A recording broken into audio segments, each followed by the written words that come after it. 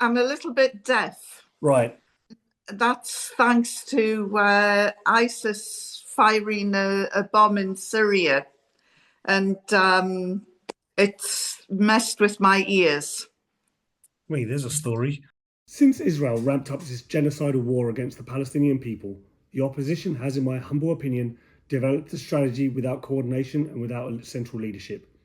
In spite of this, the pro-Palestinian voice has been effective and resilient at countering the Israeli propaganda, using the power of a highly informed and motivated mass movement to boycott, rally, vote tactically, and increase the stigma of Zionism, forcing the unaligned to pick sides, invariably where the unaligned meets information, sympathies and supports shifts.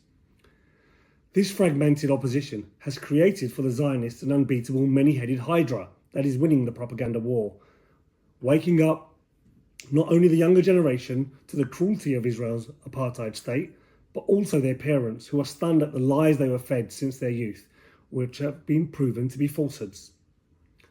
While every city in the Western world has seen pro-Palestinian support, the police, who we pay, the politicians who we elect, have dropped the pretext of our rights to protest by brutalising, arresting and harassing the public who go on these marches. This generation of activists, fearless and bold, when victimised by a cancel culture, vilified and doxxed, stemmed from speaking up. However, now they have the tools to fight back, and they have, in full view of the electorate and the consumers, in turn creating new hydras. This movement, however, hasn't sprung from the ashes. This is no phoenix that arises well-informed and on message. Those are fantasies and untruths. It's been a flame decades in the making, nurtured and fed and supported against all weather conditions. Today we will speak to one of the OGs of the movement. For decades, she was isolated, vilified, victimised and loved in equal measure.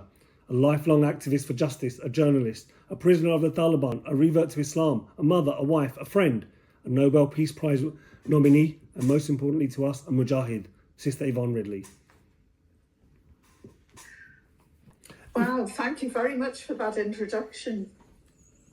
No problem. Yvonne, one of the things that fascinate me and has always fascinated me about you is your journey, particularly from, I'm going to say, being a precocious young schoolgirl in County Durham, writing your first op-ed at 14 and getting it published.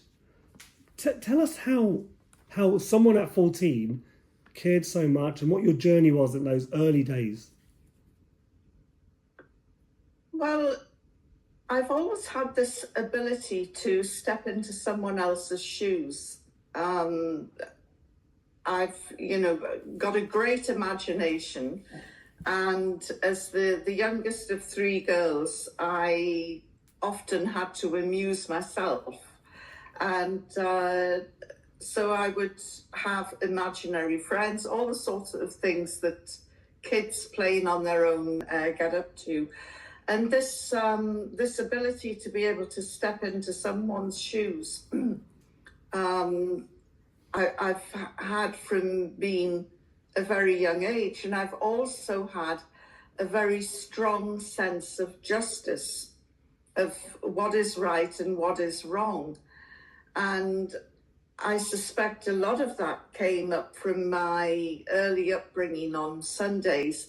I used to go to Sunday school as a Christian, and of course everything at that age is black and white, and there's no great analysis. You're just told that Jesus did that and he did that, and this was good and this was evil, and so life was very uncomplicated then, and so I was able to apply that to different events. And that first letter that I sent, it was about my other great passion, which is Newcastle United. Of course, the whole world has heard about them now, thanks to Saudi money. But at that point, we were in the middle of a general strike, and the big question at the time was, how are we going to be able to see the evening match. And this is with electricity shedding, and it was winter time, and we needed the stadium lights, and what nobody else was really thinking about was, well, what about the old people who are trying to keep warm in this winter? You know, why aren't we caring about them? And it was, well, this is football, you know, this is serious business. And of course, in Newcastle, football is the second religion. Yeah. You know, it's very... So I just wrote this, I guess, precocious letter, aged 13 3/4, saying, shouldn't we be focusing more on keeping our old people warm this winter instead of how we're going to be able to watch the football game on Wednesday night? And it was just about 3 or 4 paragraphs. And I posted this letter off, snail mail. Yeah. I used to love letter writing, and it was published. And I didn't know it had been published. And we had a telephone which never rang. And this particular day, it rang 3 or 4 times, and it was from friends and relatives of my mother saying, is that letter our Yvonne's? And I hadn't told her about it. And so she'd gone out and bought a copy of the paper, and there was quite a big fuss. And I just realised in a very small way then the power of words and how it, you know, you can reach a wider audience. And I really enjoyed the buzz that I got and the recognition. So it was probably a vanity thing as well. And it was then that I decided I want to write for newspapers. So at that moment you said, I like my name in print, I want to be a journalist. Yeah, it was amazing. Probably a vanity thing, really. Oh, vanity is a great motivator, isn't it? I mean, if good comes from it, that's all good. Yeah, well, and being a journalist in those days was very unusual. And I remember the careers master when he said, what do you want to do? And I said, I want to be a journalist, sir. And, you know, I came from a working class background, and he said, oh, you'd have to go to university. It's not for the likes of you. And he then tried to push me into the more traditional women's roles. And this was in the 70s, and women didn't have careers. In fact, those that did have careers, as soon as they fell pregnant, they were expected to leave work. It was, I mean, quite incredible when you think about it, that it, you know, in my lifetime, as soon as you fell pregnant, you had to resign your position from work. And the only roles open to women in those days was office work or cleaning or catering, you know, roles perceived in those days to be women's roles. So I had quite a job of people telling me that I couldn't be a journalist, that it just made me dig in even more. There's 2 things that were happening, wasn't there? We got the social change that you've kind of touched on, which is you're looking at social justice, but also you're being told, actually, be a midwife, be a cook, be a cleaner, office worker. And at the same time, you've got Thatcherism and Reaganism coming up, and neither one of those 2 seduced you. No, you didn't say to yourself, I've bought into, for want of a better word, Thatcherism, supply side economics. Pull yourself up by the bootstraps. You saw the inherent injustice in the system, even at that age. That's surprising to me, especially with the trends happening. You didn't waver your support. I mean, the Thatcherism is to blame for such a lot in this country, and I don't know how much people in Australia keep in touch with events in Britain, but we're in a situation at the moment where Britain's last steelworks is in danger of being shut down. And all the arguments that were used at the time to keep a steelworks open in Concert in County Durham were the arguments that we're hearing today. And the evil is a very difficult word to use, but the evils of Thatcherism really came back just the other day, listening to the government fighting to keep this steelworks open, because in a town near where I was, in fact, the town where I was born, 6,000 people relied on the steelworks for a living. And I saw an entire community being decimated. And it didn't just stop at the steelworks. I was born in coal mining, shipbuilding, heavy engineering industries.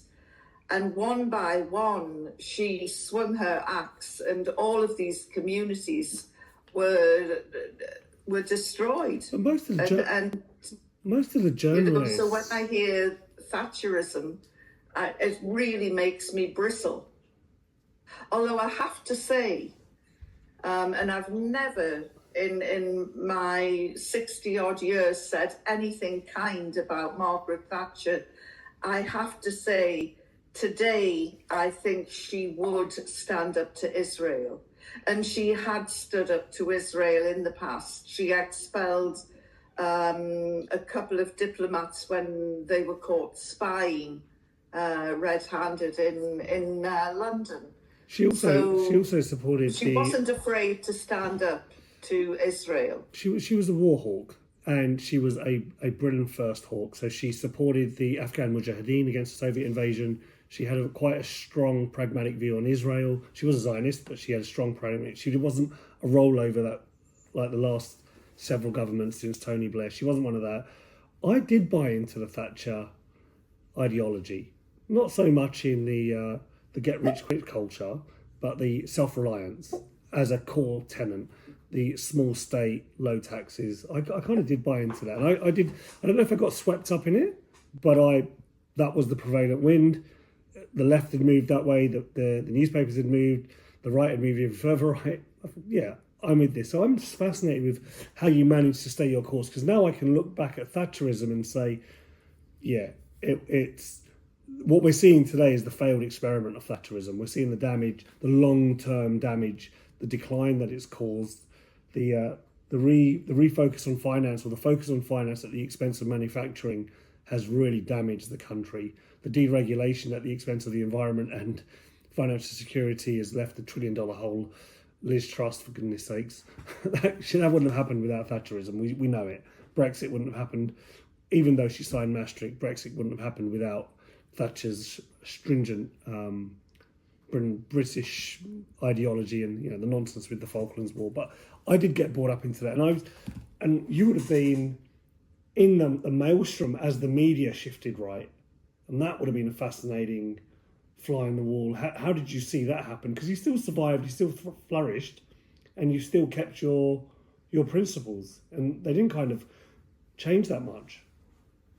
Well, the first 10 years of my career was spent in the regional media, and in those days, the wills of publishers like Murdoch didn't really affect us in the regional media.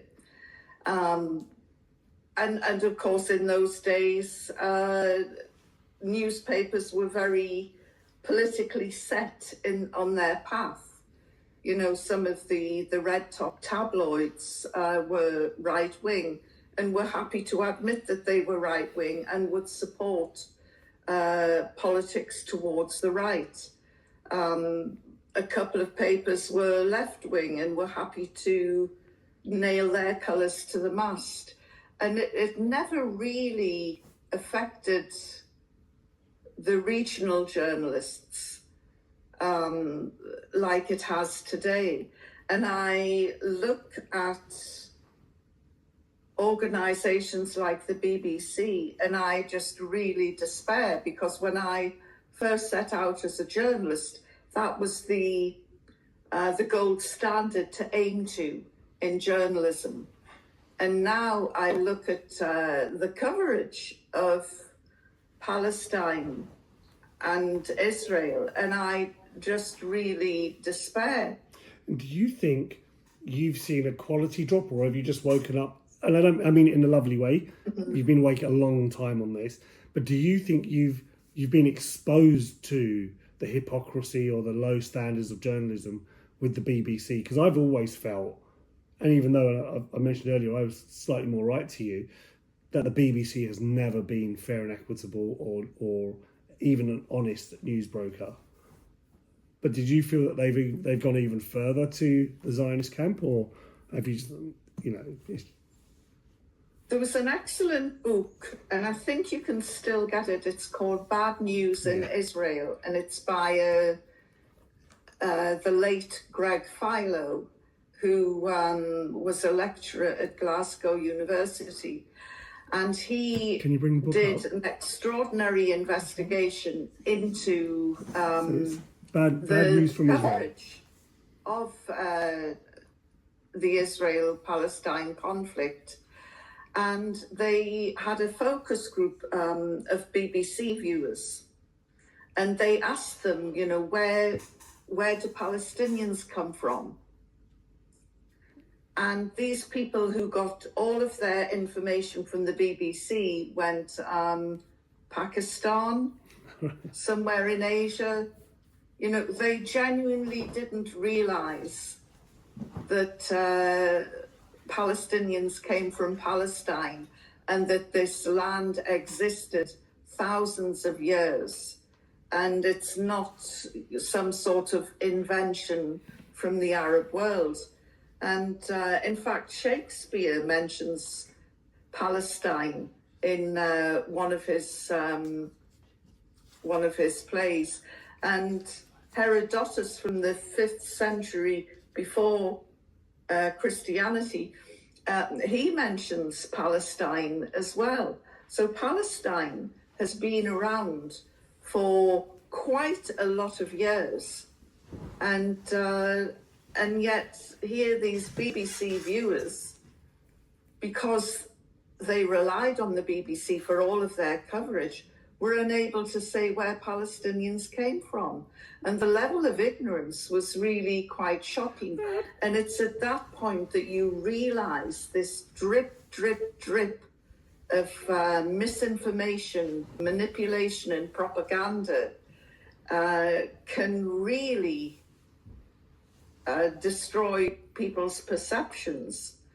There's a lot of good people out there, and in Israel as well, who would be horrified if they knew what was being done in their name.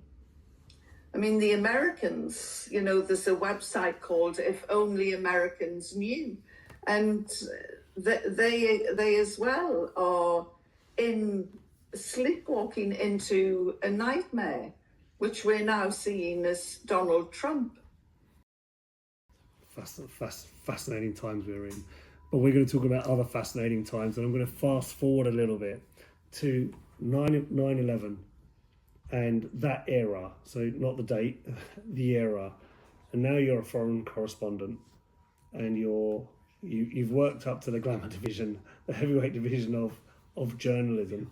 Before we talk about Afghanistan, just how was it like to was that your goal, to move into the foreign correspondence cohort? Well, I was the chief reporter of the Sunday Express newspaper, which meant that I got the choice of the best stories. And when 9/11 happened, it's looking back now, it's hard to describe to people who were born, around that time. It was a huge story, as big as, I would say, man landing on the moon. It was massive and shocking. and brutal, and it radicalized people around the world, that this could be done, and the reactions around the world were obviously quite different. In the West, you know, we were all grabbing our pearls and just in total shock that somebody could invade and attack America, the greatest superpower that the world had. But of course, in the global South, a lot of people were saying, this is terrible, but you know what? They had it coming. And it was these people that I was exposed to when I went to Pakistan. And instead of just acting in shock and recoiling in horror, as Israelis did after October 7, I heard people saying this, and I really found it, in my naivety, truly shocking. But then I said, why? You know, one of the best questions that journalists should ask is, why do you think that? And I was told in no uncertain terms. And I was never a great student of history, probably because the history we were taught at school was a nonsense. You know, Christopher Columbus discovered America, and never any mention of the indigenous American people. The same with Australia, and I started to read up on an alternative version to British history that I had been taught in school.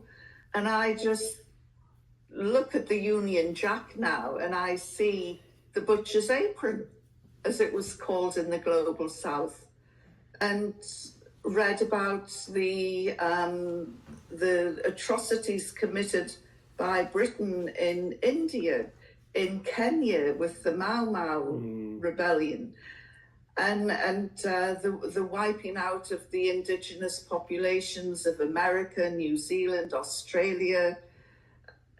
And it's shameful. Well, and I just wasn't prepared for this, because I'd never been taught about this in school. You know, we did the Romans, and then moved on from that empire to the Egyptians building pyramids, and there were huge gaps in my education. And William the Conqueror, Henry VIII, done. World War II. Well, that's right, and World War II. My late mother, every point of reference for her was World War II. It was so massive in her generation. But of course, she would just tell me what she read about in the newspapers. And of course, the newspapers were reporting what Churchill wanted the people to read. And there was obvious censorship going on, with good reason, because of security but you know, we celebrate D-Day in Britain, and my mother used to go on and on about all the little boats that sailed out to Dunkirk, and all of Dunkirk was a massive retreat. Yeah. It was certainly not something to be glorified. And I remember going on my first trip to Dresden, and there were still signs there of the RAF bombing during World War II. And of course, there was nothing industrial in Dresden. There was nothing major there. You know, it had been a beautiful city with a civilian population, which was bombed to hell. You know, that was terrorism. And suddenly everything that I had been taught by my history master, Mr. Williams, who I often wish was still alive today, because I'd like to sit down with him and Yeah, tell him about but the damage that he did. But he wouldn't have known either. He wouldn't have known. Well, probably not. And of course, coming from the northeast of England, it was a very working class area, and there was real poverty there, and that was shown in the schools. We used to have these old atlases, and the British Empire was covered in pink. Yeah. And all these old atlases that were horribly out of date were just covered in pink, but there was this subliminal message, we are the greatest nation on earth, we are this, we are that,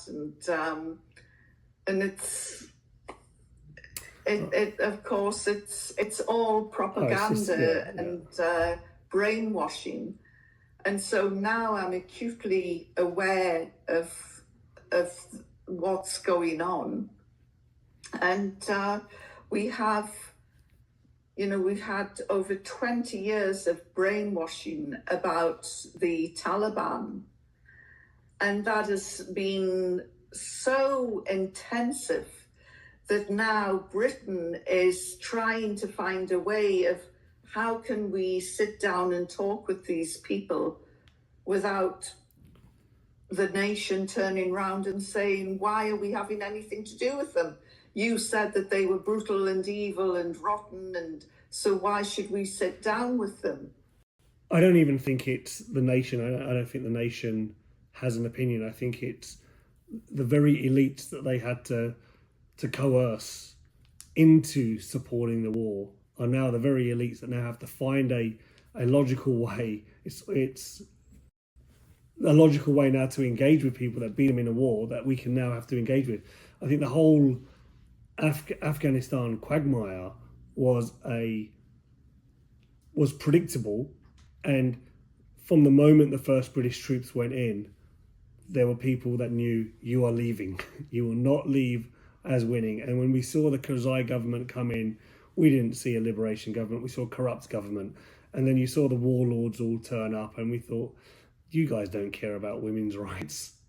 You say it, but your daughters aren't allowed to hang out. They're not allowed to not wear the hijab. They're not allowed to free mix or mingle. So it was just a mafia state on cocaine, on heroin, supporting a foreign policy that made no sense. And now you're right, they're in a pretzel's tangle, trying to work out how do they now engage with a regime that doesn't feel like they want to. They feel that they have the need to bow to British benevolence, and they don't. And the British system doesn't know how to handle that. The thing is, again, it goes back to history. If only we had looked at our history, we would have realised that Afghanistan is the empire of graveyards. Sorry, my little dog's No, it's all good. making a lot of noise there. But historically, the British Army has never fared well in Afghanistan, never. And it was inevitable that it would end up in a humiliating defeat and retreat, which it did. I tell you what I find, and I want to go back into time, but I tell you what I still find fascinating. When the British and the Americans talk about Afghanistan, they talk as if they've won the war. And I think, no, the Afghans, the Taliban won. You guys didn't. You've lost. Your high mighty opinion of someone you've lost to doesn't make sense to me. It was like a conspiracy of silence, because when the Western media, the mainstream media, the BBC, CNN, ABC, when they went to Afghanistan, they remained in Kabul. They didn't venture out of Kabul. And for the last 10 years, before the war ended, the Taliban were in control of the southern part of Afghanistan, running a parallel government. And that's never written about. I mean, there were stories. When the Taliban took control, nobody in Afghanistan was surprised. Nobody. They knew it was only a matter of time. But people back home were surprised, and where did they come from? And it is because journalists were not allowed out of Kabul. They were, we're getting this situation in Gaza now, where the only people who are able to enlighten us as to what is happening, the genocide is happening there, are the Palestinian journalists. All of them absolutely heroic, and who've paid the blood price for their noble profession. Before we move But to Afghanistan, yeah, one of the interesting things about Afghanistan, they have possibly the world's largest lithium deposits. mines Yeah. underground, said to be worth, at the high end, $3 trillion. And Elon Musk will tell people lithium is the new oil. And of course, the Americans are addicted to oil, and they're showing this with this attitude towards Ukraine, because Ukraine is rich in these rare minerals and that the Chinese have been aware of for years. And there's now this mad scramble to try and sign up any country that's got lithium. But Afghanistan could become just like Saudi in the 70s. Well, then they'll need to have peace, won't they? And do you think they can get there? Well, they should take note of what the Saudis did, which was nationalize the oil immediately. And of course, it's that is a period of history that is worth looking at and revisiting, because all the Western oil companies were swarming around Saudi, like bees around a honeypot. And the Saudis, they don't often get things right of late, but they did the right thing then by nationalizing their oil. Let's go back to you in Afghanistan. The Taliban are in power. The Americans are coming in, and you get captured. Just tell us a little bit about that. I mean, that's a fascinating story, and it must have been a traumatic event for you.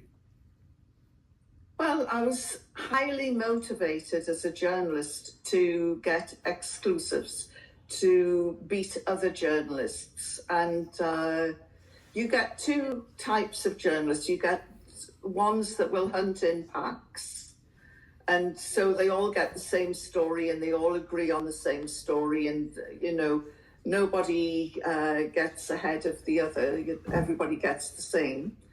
And then there are journalists like me that don't like sharing and go off on their own. And there were 3,000 journalists in Pakistan during the build-up to the Afghan war.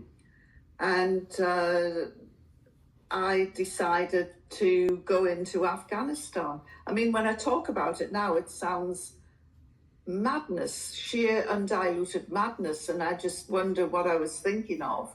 But I was so driven to get something that nobody else had got, and that was to get into Afghanistan and talk to real Afghan people, the working classes, if you want, to find out what is life like under the Taliban. Because we had been told that this was the most evil, brutal regime in the world. They hated women. They used football pitches to execute people. And, it was almost like a pantomime villain. Can somebody really be that bad? And so this is what I wanted to find out. And did you? So there you are in Afghanistan. I had a great story to tell, but unfortunately I was captured in the meantime. We were told that the Afghan women were these quiet creatures underneath the blue chador, which was a chador and not a burqa, but burqa was better for headlines in the tabloids.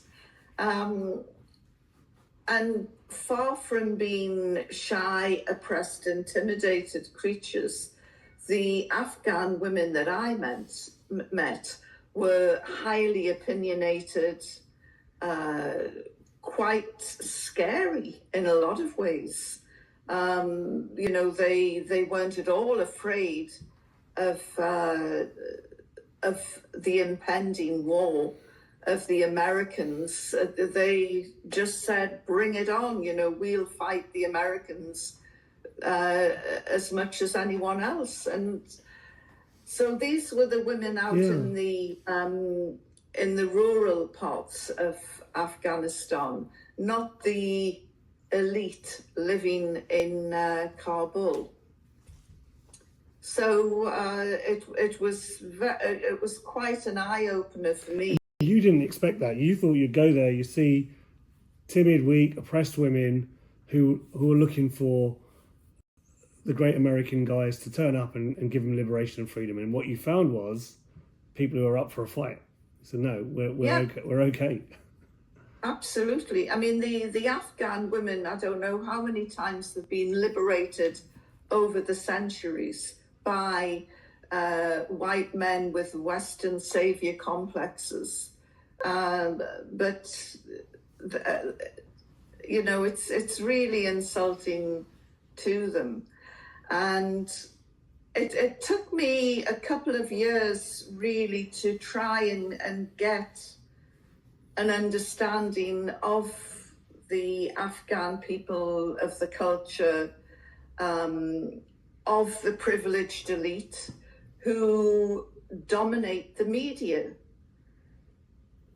If a journalist wants to comment on Afghanistan, they will ring some white, well, not necessarily white, but some middle-class English-speaking woman who has no idea what poverty is like in Afghanistan, who's probably led such a cosseted life herself that she's never been out into the rural areas. She's never met the working classes. She's privileged and elite, and to listen to these women, it would be like me going into an upscale area of Sydney, talking to a very privileged Australian woman and thinking, oh, right, this is the opinion of all Australian women. And the experiences are very different and the motivations are different, and the goals are going to be very different. So you get captured by the Taliban, and then I'm assuming it wasn't the women that captured you. I'm assuming it's the guys that we see on TV with the guns and the beards and the... I didn't see any women for the first 6 days. It was all men, all scary-looking men with massive black beards and great big black turbans. And I didn't realise it at the time, but the more pious you were, the larger your turban would be. And I was interrogated by about half a dozen of these scary men who'd come down from Kabul to investigate and find out, what is this woman doing in our country? They thought I was an American spy. They thought I was some sort of G.I. Jane character. And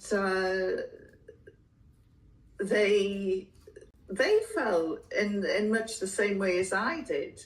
They fell for the stereotype English woman. And of course, as far as anybody in the world was concerned, the stereotype English woman was Queen Elizabeth.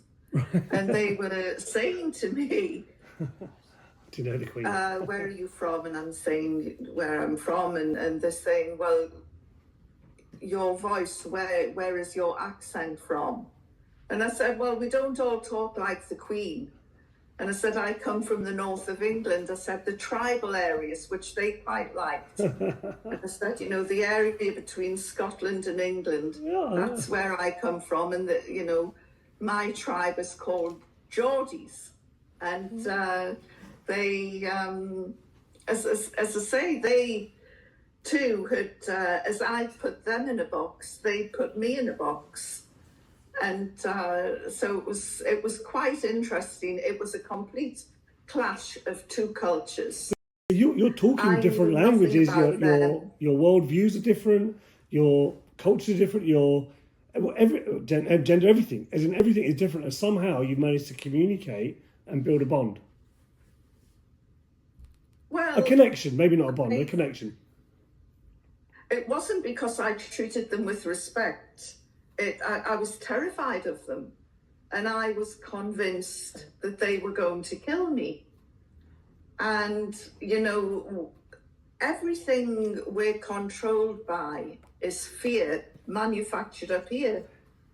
And I was incredibly fearful of this regime because I had been told through the media, this is a brutal, evil regime. Tony Blair and George Bush were saying they're the most evil regime in the whole of the world. And I remember Tony Blair saying, these people are so evil, they won't even let their children fly kites. And, you know, something as simple and as beautiful as flying a kite, you think, gosh, you know, what's wrong with them? And there were times when I was able to ask them questions as well. And I said, what's wrong with you people that you won't let children fly kites? And they looked at me and were saying, well, we do fly kites. What are you on about? And I said, look, when I was a child, I used to make a kite with brown paper and little garden cane sticks and string and glue. And they started laughing at this as it was being translated. And they then said, our kite flying is quite different to yours. You know, you fly a kite and that's it. We fly kites and we play combat and they put glass in the string. They dip them in powdered glass and have wires, and they're quite ferocious. And apparently the kids would run across flat rooftops and get so caught up in this sort of combat in the skies that they would forget where to look and they would fall off roof buildings and there would be accidents. Power cables would be pulled down because the kites would get wrapped around and the kids would pull on them and the wire in the string would cut through and sever the power cables. The kids would get electrocuted and areas would be plunged into darkness. So they said, right, kite flying, no more in built up areas. You want to fly kites, you can go out into the countryside. And I thought about this and just imagine Christmas time in Sydney or Melbourne when you've got all the lights in the streets and the flashing Santa Clauses. If you attempted to fly a kite down the street, you would be stopped by the police immediately. You know, what are you doing? And that's all that the Taliban were doing. But Tony Blair picked this little known fact up, twisted it and threw it out to the media who never questioned it. So that's the story why they banned kite flying. The Taliban made it. I could take films on housing estates right around Britain at the time when Tony Blair was Prime Minister. And I could say, Tony Blair is so evil, he won't let children play ball games. And I could show the signs: no ball games, no skateboarding, no football, no... And of course, these signs are up for good reason. And he did call children feral, if we remember that story. So he's got form. I want to move on to and so the Taliban make a deal with you that you're going to study Islam, that you're going to, and they'll release you. A, how did that come about? And B, I mean, if someone said to me, hey, look, we've got you in prison, but you're going to study Christianity, Buddhism, Zoroastrianism, release you, I'll say, yeah, sure, of course. And now I'm out. What was going through your mind? Well, as I say, for 6 days I was interrogated by these really scary looking men. And then on the 6th day, my translator, a young guy called Hamid, came to see me, and his mouth was so dry he could barely talk, and he said, "You have a very important visitor coming. Please, Madam Ridley, please be respectful. And remember, I am the one who has to translate your angry words." And poor Hamid had the misfortune to be able to speak English, Urdu and Pashto. So he was brought in as the translator. And I had adopted this crazy strategy to be the prisoner from hell. So I was quite aggressive with my interrogators, and poor Hamid was having to repeat my angry words. And he said, "These people terrify me and they should terrify you." So then he said, "Please, you have a very important guest. Please, please be respectful." And I said, "Well, who is it?" And he's saying, "Just be respectful." And I said, "Mullah Omar, Osama bin Laden." And I just thought, oh my word, you know, bingo. If it's Osama bin Laden, I'll get this interview I've been after. And he just said, "Just please be respectful." So off he went, and he came back about 10 minutes later, and there was a knock on the door. Although I was the prisoner, I had the key. And so I unlocked the door and opened it. And there in front of me was a man who really did scare me, who made my blood run cold, the hair on the back of my neck standing on end. And it was a religious cleric. And I just thought, oh no, it's the God Squad. I've avoided talking about religion for 6 days, and now I've got one of these mad mullahs in front of me. And he looked at me still and terrifying. He smiled. Sorry? They're still terrifying.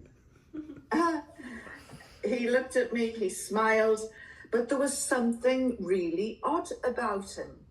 He had a shine on his face. His face was illuminated. And I'm looking, thinking, is he wearing makeup? You know, I haven't heard about the men wearing Max Factor, or, you know, what is that? And the reason it caught my eye is because the light wasn't shining on him, it was shining out of him. Of course, wow. Now I know that's the Noor, but and I've seen Noor on people's faces since, but not to this degree and intensity.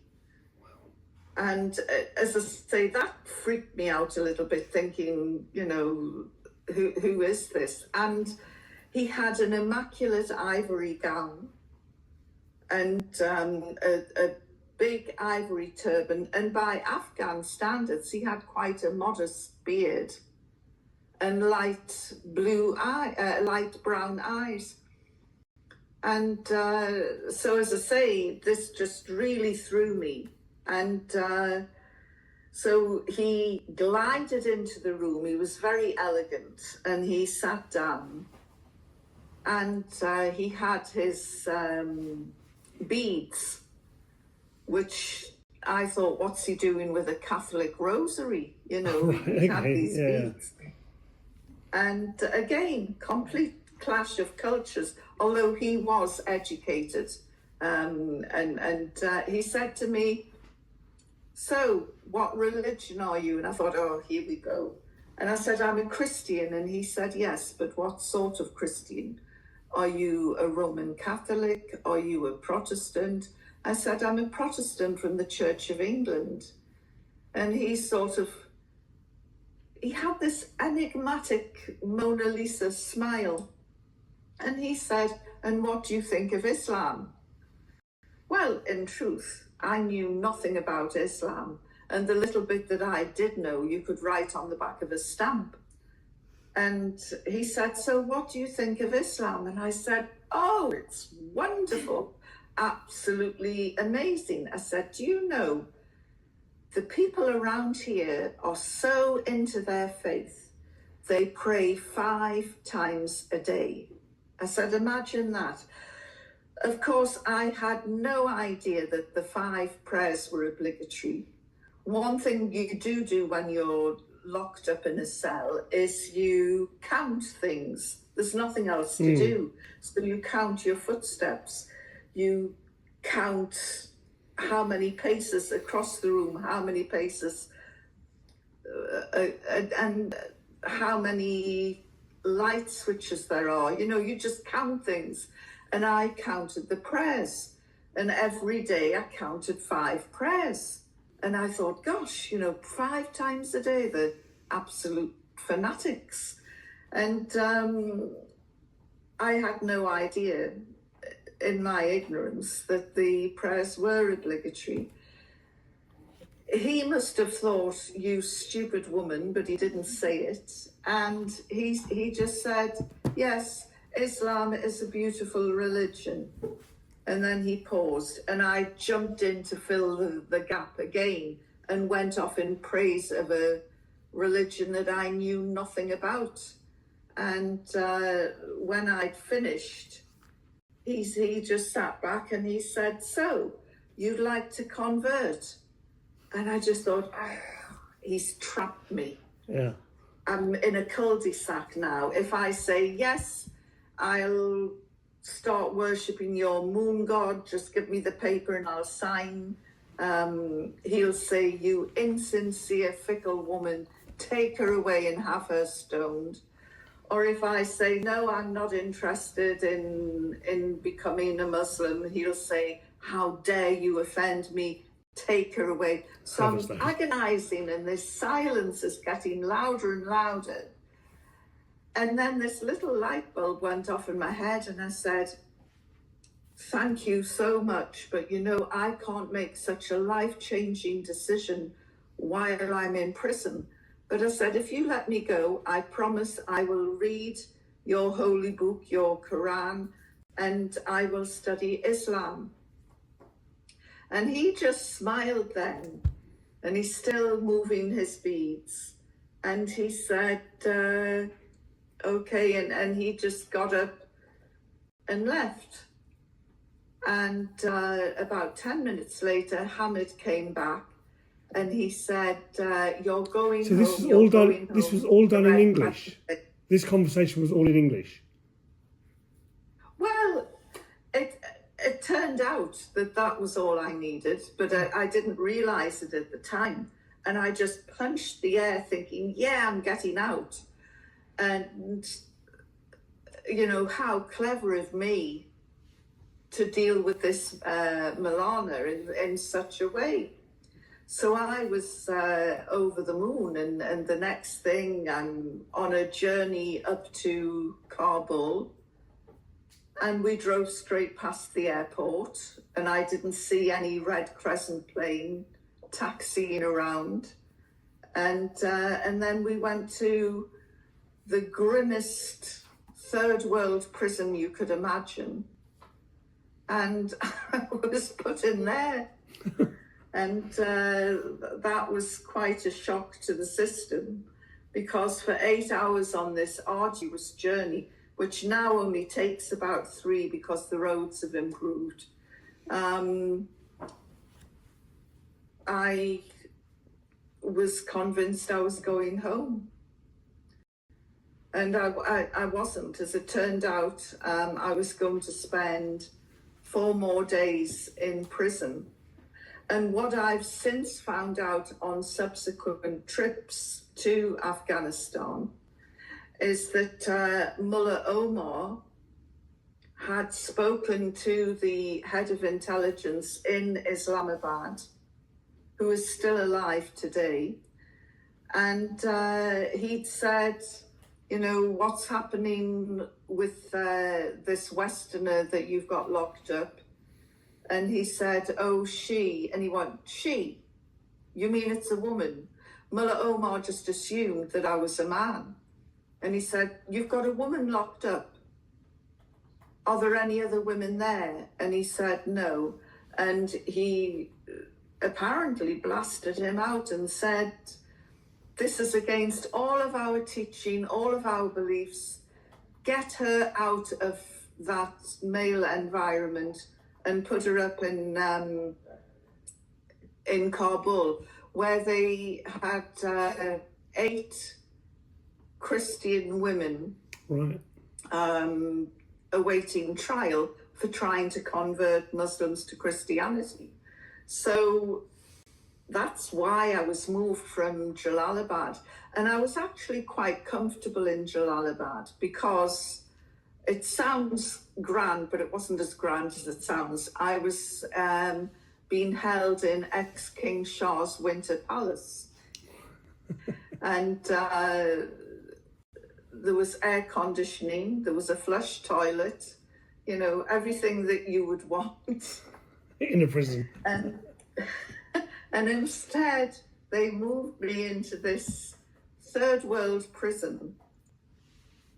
And I remember just being locked up with these Christians. I was just in such a state of shock. And the next morning, one of the German girls, there were 3 Germans, 2 Americans, and an Australian, all lovely women. And they were as close to their faith as well as the Taliban were to Islam. And one of the German women said to me, would you like a shower? And I went, oh, great. I said, I've been in these clothes. So she gave me a zinc bucket. And I'm looking at this thinking, where's this shower? And she let me out into the courtyard to a hand pump. Oh, wow. And she said, crank the handle. And I'm pressing this handle. And then eventually some water came trickling out. And I said, oh my goodness. I said, this is amazing. I said, how do they heat it? And she started laughing. And she said, it's not heated, it's cold. And I said, well, you said a shower. She said, this is the shower. This is it. This is as good as it gets. I want the former King's Palace. Well, it was, but it was 4 days later, the war started, which was terrifying. I'd never been bombed by Britain or America before, and you can hear a cruise missile from 20 miles away, and these were coming within 1/4 of a mile of the prison, and the whole place was shaking, and it was terrifying.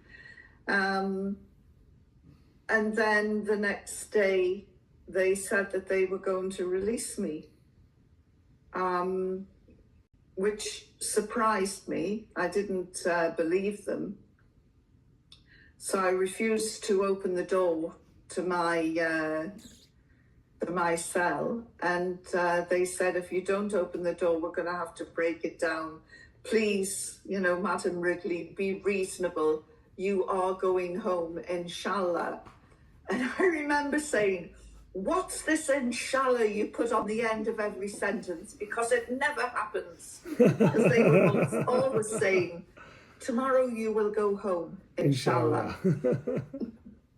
So while they held on to the other Westerners, they released me. And against all the odds, I was able to walk back into across no man's land and into into Pakistan, where the Pakistanis were waiting to take me to the embassy, the British embassy in Islamabad. So you get back to England, and you think to yourself, you know what? I need a rest. I'm going to be an activist, and you get straight into the anti-war movement. Yeah. Well, not straight in. As soon as I came out and arrived in London, I had bodyguards and was taken away in a people carrier and hidden away in a hotel in Manchester. And I was in this hotel in Manchester for about 6 days, writing a story for my publisher, which was, business is business. And they had done a deal worth about $2 million, syndicating my story right around the world. So once they got me back, they didn't want any other media. So I was a prisoner of Express newspapers. They didn't say, albeit in a 5-star hotel. How are you feeling? Write the story. And it was, write the story. And I did. I did about 60,000 words in this 6-day period, and made a lot of money for my publisher, and never saw a penny of it. But having said that, the publisher was he was a bit of a Rupert Murdoch character, a very hard-nosed businessman, and when I was captured, he immediately sent out his right-hand man, who was a tall man with a beard, and a lawyer who was an Asian girl. And they flew out to Pakistan to sit down and negotiate with the Taliban to get me released. I didn't know this was going on at the time, and they worked round the clock. They provided sworn affidavits from people who'd worked with me saying, look, she's a bona fide journalist. They had those documents translated into Pashto and Dari, which is the legal Persian language that the Taliban use. And Richard Desmond, my publisher, had instructed Paul Ashford, his right-hand man. He gave him a checkbook and said, 1 million, 2 million, whatever it takes, just bring her back unharmed. And after he'd been there for 2 days and he'd met Mullah Zaif, who was the Taliban ambassador in Islamabad, who ended up in Guantanamo, he sat down with him and talked to him, and he then called the publisher back, and he said, what are we looking at? How much money do they want? And he said, well, the thing is, Richard, they don't want any money. And he went, oh, well, what do they want? What are they after? Weapons, arms? And he said, no, they just want to sit down and talk, and they just want to be treated with respect. And the publisher just went, respect? what do you mean respect? Because in his world, everything had a price. Yeah. And he said, I heard these people were difficult, but I didn't realize just how sick they were, because he'd never, everything has a price. And you don't give anything away. And, you go into these tough negotiating deals, and they're the people that you're negotiating with are just saying, look, we would quite like it if you treated us with respect. and they weren't interested in money at all. Wow. So you I want to get on to the activism, because that leads us to where we currently are with Gaza. So I'm gonna hop, skip, and jump some really significant moments, but we should touch on them. You were key to the anti-war movement for the second Gulf War, the Million Man March, and we did that 3 times. The mobilising of the different communities, the different activists, the different parts of the population to really oppose the state war, and that was the first time I think the British state saw an alternative narrative being pushed in such a cohesive, coordinated manner. What was your takeaways from those moments? And I say, we had the Vietnam War, but that was really an American war. And then we had the Falklands War, and I think the country was kind of in lockstep. So this was the first time that Tony Blair, shiny, bright Prime Minister, he goes to war, 9/11, the propaganda's all been lost, everyone hates the Taliban, and they're seeing mass protests on the streets, not just one community, but across communities, and you were key to that. What was your key takeaways, or your key memories of those days? Well, it was a real baptism of fire. The scales just slid off my eyes, and I realized the power of propaganda, and how you can't drop bombs on nice people. So you have to demonize them and trash them and ruin them first. And then for the public back home, it's like, oh yeah, a few missiles here and there. These are savages. They're not human. And because I had been up close and personal with the Taliban for 10, 11 days, I realized on the point of release, not before, I realized that they meant me no harm, that they had been quite civilized, that they had been very respectful towards me as a woman and as a human being. And if anybody had been awful and disrespectful and savage, it had been me. I was the barbarian in that room. And subsequently, I have met my captors since and apologized. Really? Okay. And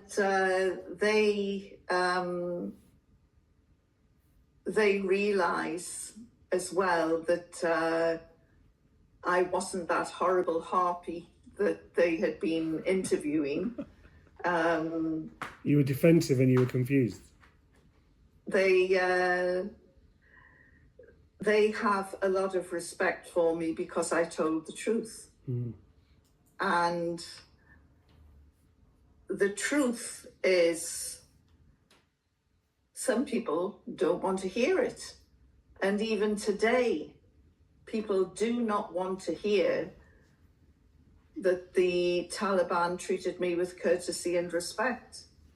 I'm sure I could have made a lot of money and written lots of books and been on television news almost every night if I had lied and said that they were evil and brutal and they abused me. And I could have, I was in a position where I could make up anything. and the Taliban knew that, and I think that they were bracing themselves for the worst when I was released, because at one point I said to them, I will remember all of your faces. You will all be on trial for war crimes. You know, and I was very threatening to them, and they must have thought, you know, thank goodness she's gone, but what on earth is she going to say? They must have fallen off their chairs. Well, it's a huge amount of trust from both sides, isn't it? That they have let you go with the assumption that you're going to stitch them up, but the hope that you're not going to. And they just wanted rid of me, you know, this awful woman. These Western women are worse than we could have even imagined. They saw the Karen before the Karen became popular. Well, Mullah Zaif gave a press conference and he said, and my mother was listening to it on television, and he said, we are releasing the English woman. She's a very bad woman with a very bad mouth. And my mother, when I saw her, she said, what did you say to those poor men? And I said, you know, I said bloody a few times. I said, I never used the F word. And I didn't, and she just said, well, I was so ashamed. She said, all of your colleagues were sitting having tea and we were watching this important press conference. And she said, and he turned round and said, you'd been using bad language. And I said, that's our Yvonne. So, yes, I told the truth, and I've never been forgiven for doing that. And a lot of right-wing analysts say, oh, she's a victim of Stockholm syndrome. You know, where you end up bonding with your captors. Yeah. Well, I was with one group for 6 days and another group for 4 days, and they couldn't wait to get rid of me. They were glad to see the back of me. I was glad to see the back of them. I spat at them, I swore at them, I threw things at them. They, you know, were in despair. They couldn't bear to look at me. You know, when they came in, it was just an ordeal for them. Wow. And twice during the interrogation, they had to get up and walk out because they just couldn't bear any more. I remember at one point, they came in looking rather triumphant, and through the translator they said, you have lied to us. And I said, everything I have told you is the truth. And they said, you didn't tell us you had a daughter. And I said, well, you never asked if I had a daughter. And they said, but you said you weren't married. I said, I'm not married. Well, how can you have a daughter? And I just thought, you know, of all the unmarried mothers in Britain, these, you know, they would be so shocked. And it was, you know, one thumped on the ground. How can you have a daughter if you're not married? And I said, do you have the concept of divorce in your crazy world? And he nodded, and I said, well, I am no more with the father of my daughter, and but we keep in touch. We are still friends. And he then sprang back accusingly, why haven't you remarried? And I looked and I said, I have my own job, I have my own car, I have my own home. Why would I need a man?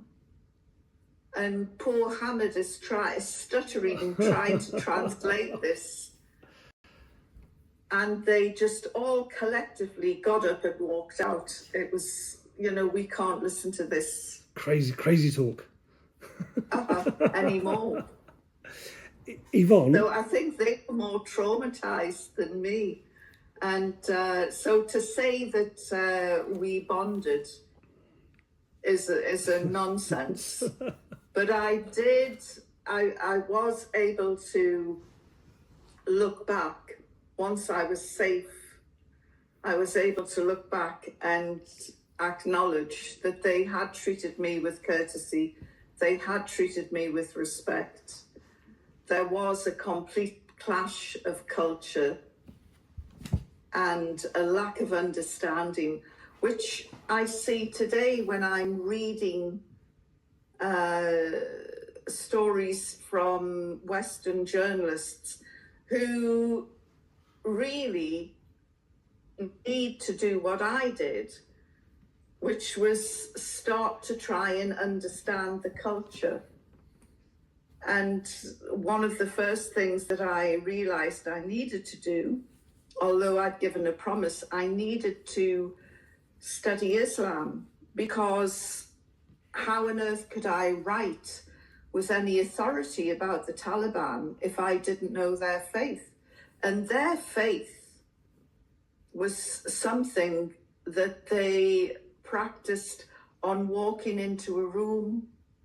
You know, it would be Bismillah. Before sitting down, there would be another prayer. When they'd finished their business, there would be another prayer. They would then get up and there would be another prayer. The way they dressed, the way they ate, the way their mannerisms were all dictated by Islam. And one of the first things that I noticed when I was being interrogated is that they weren't in my face at all. They wouldn't even look at me. They would look at the ceiling, they would look at the floor, they would look anywhere but in my face.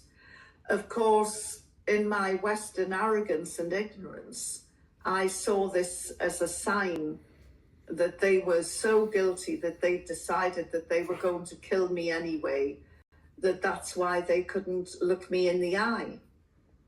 And of course, now I know that they were actually showing me respect as a woman. But how many times I read stories about interviews with the leader of this, the education minister, this minister, he couldn't even look me in the eyes. And it's like, oh, you know, this ignorance. So I started to read the Quran, and I'd visited a Muslim community in Hayes near London, because they were all very curious. They wanted to hear me talk about my experience. And they gave me a copy of the Holy Quran by A. Yusuf Ali, an English translation. And not only did it have a translation, but it also had an explanation and footnotes expanding on each ayat. And it had an index in the back.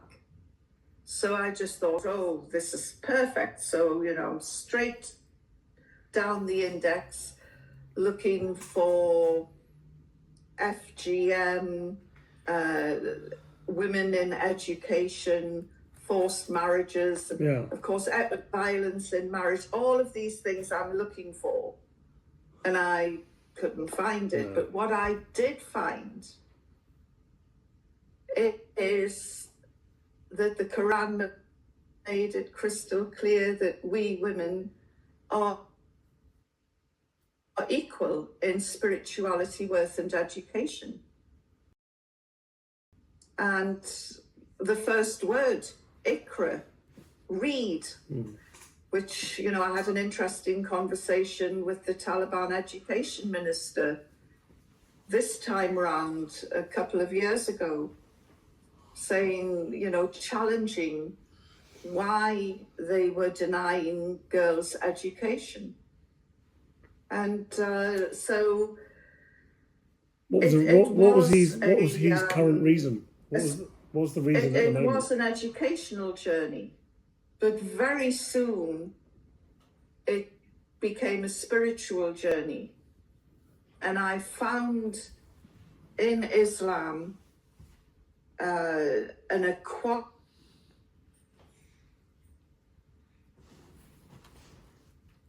That a lot of the criticisms for Western feminists about how we are equal, we should be treated the same. Of course, you know, I accept there are differences. I'm not as strong as a man. I'm not as fast as a man. Most women aren't. And but for all of our perceived weaknesses, we have strengths. And, you know, this is nowhere better exemplified than in Gaza with the Palestinian women. And my goodness, those women are so strong. Do you think their strength comes from their faith? One of the strength of the Taliban comes from their faith. One of the things that I've noticed amongst the Muslim communities is the women are where the strength is. So if we have a look at the experience in the West, Australia or the UK or even the US, the people who are leading the most resilient people at the marches, at the demos, constantly at the sharp end of civil disobedience are the Muslim women, whereas the Muslim men are out of action. And as you said about Gaza and Afghanistan and Iraq, the Muslim women have really taken on that role of being that core part of the societal resistance to what's happening to their countries and to their menfolk and stuff. What do you think is happening in the UK or the Western world in particular that's making, if you share the analysis, the Muslim men so ineffective as a coordinated body of people out opposing the next war, Gaza, the next set of sanctions, the possible war with Iran? What do you think is happening where the women are taking that leadership role but not being seen as the leaders? You know, I worry about our young Muslim men. I really do, because the girls, whenever I've gone to universities and colleges and spoken to the girls, they're very opportunistic. If an opportunity comes past, they grab it straight away. They're very focused. They know what they want in terms of a future and in terms of a career. And because most of the time in the past, boys have never really had to compete with girls, they still expect the same opportunities to come by. And by the time they look and examine and go for it, it's gone, because a girl has taken it away already. And so the boys are they're not as competitive as the girls. Do you think that translates? And now they're seeing the girls removed from their traditional roles and leading, and it's and they're listening to siren voices like Andrew Tate and all his misogynistic messages, and I think that they're losing their way because they're confused, you know, like me in the 70s, you know, the man would be the breadwinner.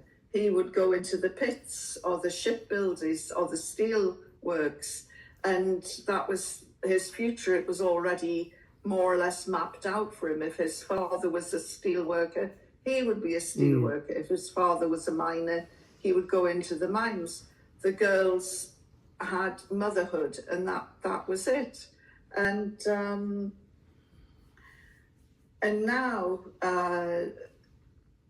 the girls, the only thing holding them back is their mind.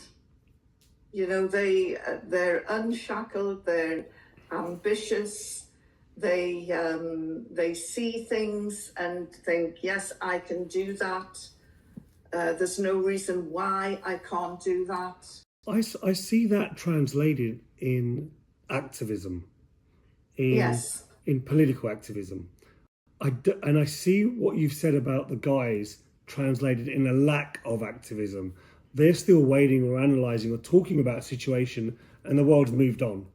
And the work hasn't got done, yet women have. They've got on and got into the protest, organised a protest, done the social media for the protest. I mean, that's just the protest side, but there's other areas, the boycotting, the political activism, the removing an MP, the voting. And are you seeing that gender divide amongst the Muslim community resulting in a new power shift between the men and the women, where women are now saying, look, we're better at you at jobs, we're better than you at social activity, and we're better than you at Islamic activism, and that's leading to men improving their game, or men just cashing out and just saying, look, we're not doing enough, and we're never going to do enough. How are you seeing that play out? Well, there's two reactions. There's the one to sit back and just throw in the towel, let them get on with it, which is wrong. And there's the other side, which, well, if she can do that, I'm damned if I can't, it's not that we are anti-men, we as an ummah cannot move forward without our brothers. We can't, historically. We've got some fantastic role models. The Khadija, bless her. She was an international business trader, a successful businesswoman in her own right. She funded Islam. And our beloved Prophet Muhammad, peace be upon him, could never have rolled out Islam without her support. When he became fretful or doubtful about his own abilities, she was there saying, believe in yourself, and she believed in him, and it was a fantastic partnership. And I despair when I hear men say, oh, our women are like jewels, they need to be hidden away and protected. And it's like, that ship has sailed, mate. Get over yourself and get up with the project and help us and join us. That's one of the things that I see is 1,001 reasons why the Muslim men haven't raised their game. One is they're like jewels, so they shouldn't be doing it. It's not as if the men say they're going to do it, but the woman shouldn't be doing it. The second is that they don't like the idea of their women being public or having a activist lifestyle where there's mingling. But once again, the men aren't raising their game to do the job. And there's 1,001 reasons, and the problem we've got is we're losing the war. As in, there's always another year where there's another invasion, another sanctions, another bloodbath, another Gaza.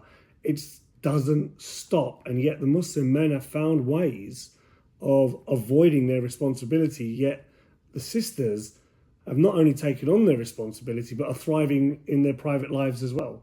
And I find that juxtaposition really a fascinating area to explore.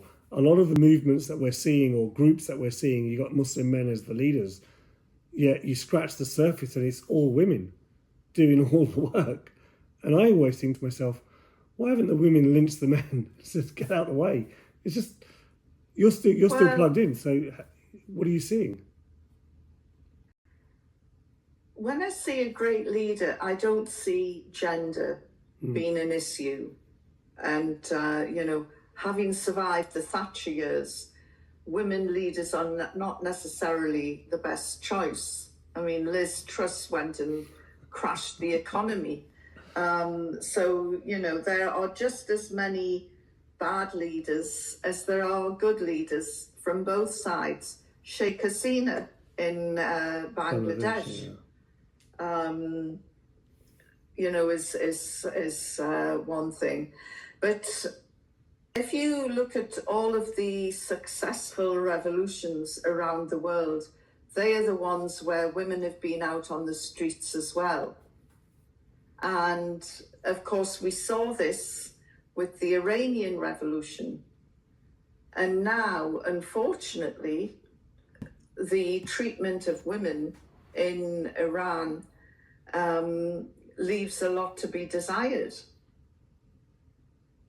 Although, having said that, 60% of the university students in Iran are female. It's very difficult. It's very difficult to compare Iran to any other nation that's not under siege. I think if you're under siege and you've been under siege for 50 years, you don't develop in the same way a nation that's open to the world and that's trading with the world, that isn't worried about being bombed or overthrown. And I think Iran, for a lot of its weaknesses and a lot of its misogyny, and I think there is, it's understandable. If you're always under threat, then you are a controlling nation, because that's how you avoid a overthrow, the same way that happened with Saddam or Libya. Well, you have to be. I get it, yeah. During the Second World War, there were signs everywhere: loose lips sink ships, be careful what you say, oh, there's an Italian, we need to lock them up and put them in a camp, they can't be trusted. And they did the same with Germans in America. And there is this attitude, and again, the BBC is. I remember when Ahmadinejad was going for the leadership, and I think that was at the time of the Green Revolution. I was in Iran at the time, and I was down in the south, where a lot of the working classes are, and they loved Ahmadinejad, absolutely loved him. And when I came back, I'd been there for about 2 weeks, and I came back and I was interviewed by CNN, and they said, so what's your assessment of the elections? I said, it'll be a landslide victory for Ahmadinejad. And it was like, oh, surely not.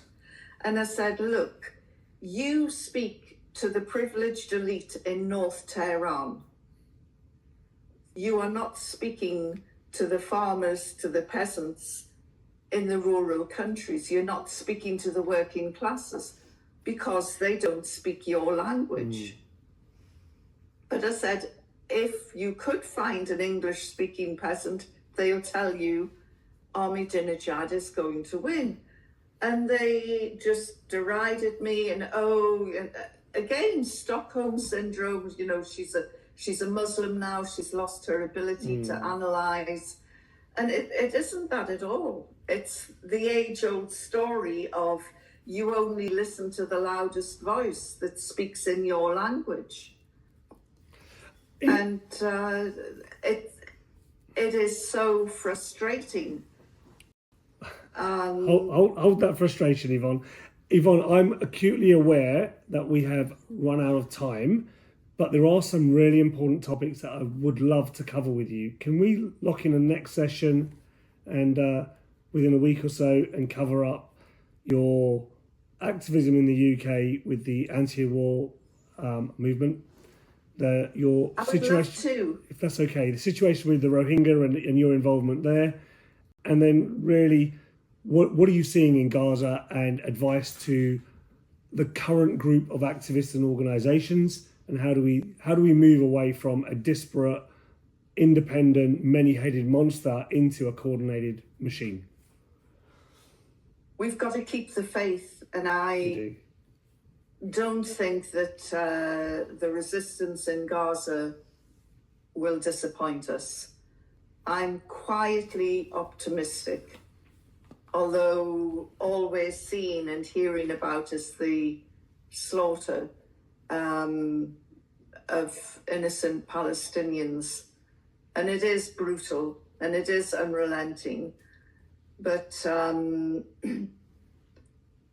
I'm still quietly optimistic.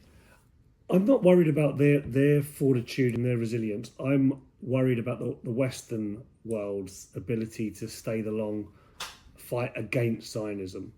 And we've seen the moment things calm down, people switch off. And I think that will be a criminal act from our behalf. And I think that's what we'll discover discuss even in our next conversation. Yeah, well, you know, Gandhi was once asked what he thought of Western civilization, and he said, I think it's a good idea. Smarmy, wasn't he? Yvonne, thank you very much for your time, and we'll lock in the next one shortly.